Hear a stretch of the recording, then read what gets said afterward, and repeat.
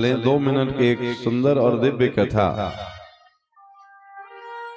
मेरी व्यासपीठ से ये पहली बार आज कथा सुनाई जा रही है। बहुत ही अद्भुत कथा है। आप भागवत जी की कथाओं में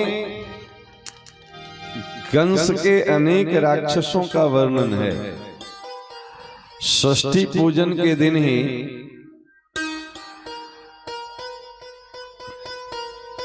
बकासुर की बहन वकी पूतना बन करके आती है। उसके बाद वो लाइन लग जाती है राक्षसों की। अघासुर, बकासुर, तीनावर, सक्तासुर, किसी, दानव आदि आदि लंबी लिस्ट है। लेकिन पूरी कथा क्रम को देखें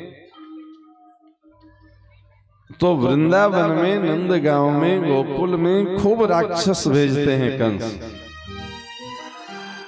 पर हम समझते हैं आप कोई ऐसी कथा नहीं सुने होंगे जो बरसाने में कोई गया हो। कंस का राक्षस बरसाने में कोई नहीं जाता है। बरसाने में किसी राक्षस की कथा क्यों नहीं आती है? इसका एक सुंदर सी कथा सुनिए। एक बार भेजा था कंस अपने राक्षसों को, दूतों को बरसाने, खुद भी गया था। जब कंस को पता चला कि जो नंद नंदन, यशोदा नंदन, कृष्ण कन्हैया हमारा शत्रु है, उसका सबसे प्रिय प्रियतमा श्री जी श्री राधा रानी बरसाने में रहती हैं। आज भी संसार का नियम है, आपको किसी से दुश्मनी हो जाए तो उसका जो प्रिय चीज है उसको लोग चोट पहुंचाना चाहते हैं, ताकि उससे उसको बहुत दुख होगा। जब कंस को ये बात पता चली कि कृष्ण के सबसे प्रिय श्री राधा रानी हैं, वो वृषभानुनंदिनी बरसाने में निवास करती हैं, तो यहां एक नहीं अनेक राक्षसों को एक साथ भेजा है। और अनेक राक्षस आकाश मार्ग से, आज भी आप बरसाने जाएं तो 365 सीढ़ियां चढ़ के जाने पड़ते हैं।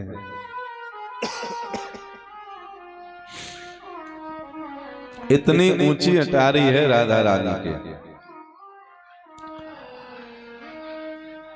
तो इस ऊंचाई पे श्री जी रहती हैं। तो उस बरसाने में प्रवेश पाने के लिए कंस के जितने भी दूत हैं, जितने भी राक्षस हैं, ये सब आकाश मार्ग से काले काले बादल का मानो कोई बहुत बड़ा समूह चला आ रहा हो, ऐसा दिखाई दिया दूर से। तो श्री राधा रानी की जो अष्ट सखियां हैं, ललिता, विशाखा, उसमें ललिता सखी राधा रानी की ओर देख के बोली कि जय जय, ये अचानक से बिना मौसम के इतने काले काले बादल कैसे आ रहे हैं? श्री जी बोले कि ये बादल नहीं है। क्या है? तो ये कंस का भेजा हुआ दूत का समूह चला आ रहा है, सैकड़ों की संख्या में। ललिता थोड़ी सी सशंकित हुई, बोली जय जय, इतने दूतों का अगर यहाँ पे वध होगा तो ये स्थान अपवित्र हो जाएगा। ये भक्ति का स्थान है, ये स्थान रक्त रंजित हो जाएगा।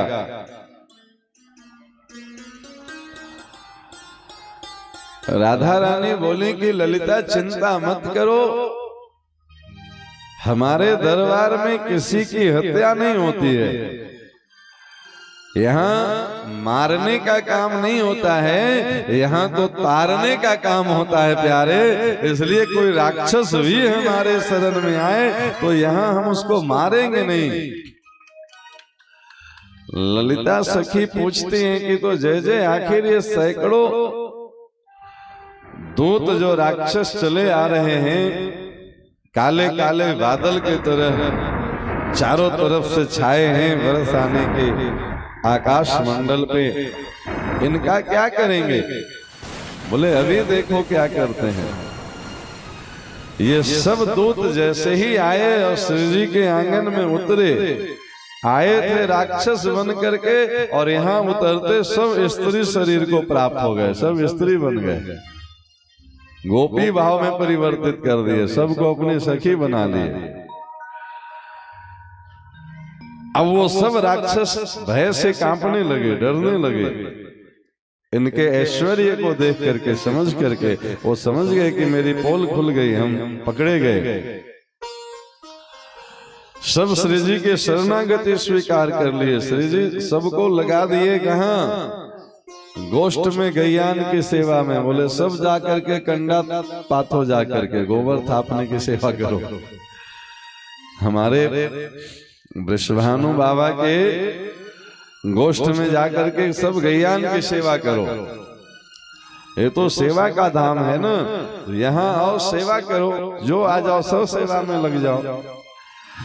और चूंकि कन्हैया का सबसे प्रिय को ढूंढते हुए आया था ना वो दूत, तो कन्हैया का प्रिय राधा रानी तो है ही, पर कन्हैया का सबसे प्रिय गैया भी है। बोले गैयान की सेवा में लग जाओ, यही कन्हैया की सबसे प्रिय सेवा है प्यारे।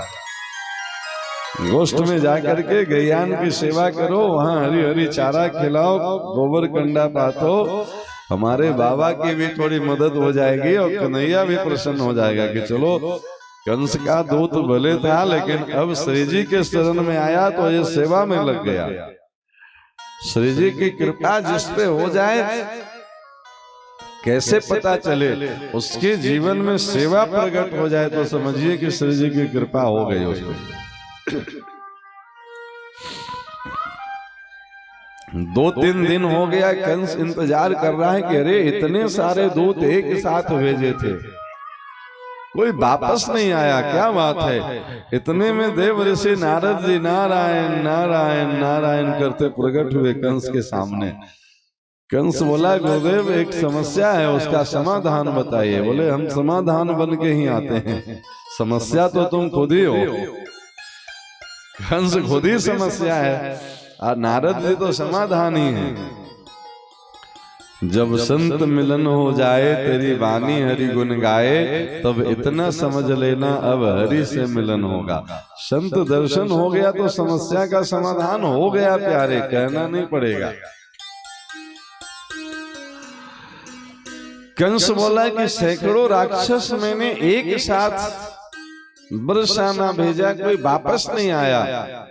बोले वो सब सेवा में लग गया है, अब वो राक्षस नहीं रहा। क्या हुआ? तो अब श्री जी की सब सखियां बन गई जाकर के। कंस को बड़ा कौतूहल हुआ कि ऐसा भी हो सकता है, कोई राक्षस जाकर के बरसाने में सखी कैसे बन सकती है? ये देखने के लिए कंस स्वयं जाता है और जैसे ही बरसाने के आंगन में कंस उतरता है, उसकी भी वही गति होती है जो राक्षसों की होती है, वह भी स्त्री शरीर प्राप्त कर लेता है और श्री जी उसको भी वही कंडा पाथने की सेवा में लगा देते हैं।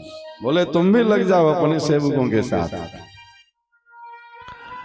अब कंस को बड़ा गिलानी हुआ कि बड़ी दुर्गति है, इतना बड़ा राजा और गैयान की सेवा में लगा है, वो गोबर पाथ रहा है, कंडा बना रहा है, समझे कि नहीं? और अपने पूरे परिकर के साथ मुश्किल ये कि वो बेचारा कुछ कर नहीं पा रहा है। तब मन ही मन देव ऋषि नारद का स्मरण किया कंस।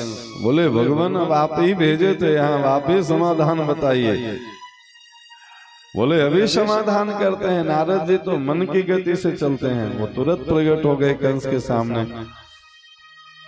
बोले श्री जी से जाकर के क्षमा मांग लो, वो दयामयी करुणामयी कृपामयी राधे, वो कृपा कर देंगे, दया कर देंगे, क्षमा कर देंगे।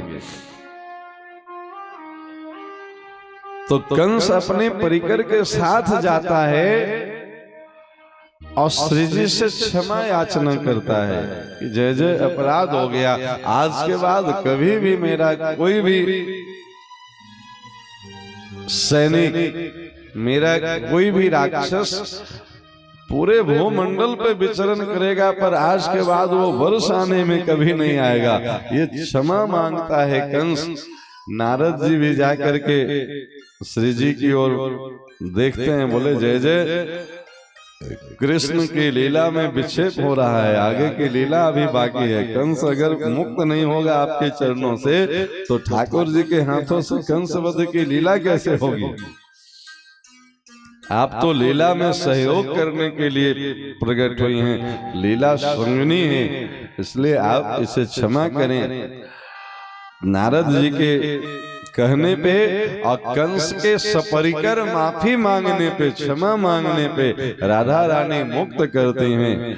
और तब से दोबारा कंस का कोई राक्षस पूरी दुनिया में चाहे कहीं उत्पात मचा ले, वर्ष आने में कोई जाने की हिम्मत नहीं करता है। बोली वर्षाने वाली की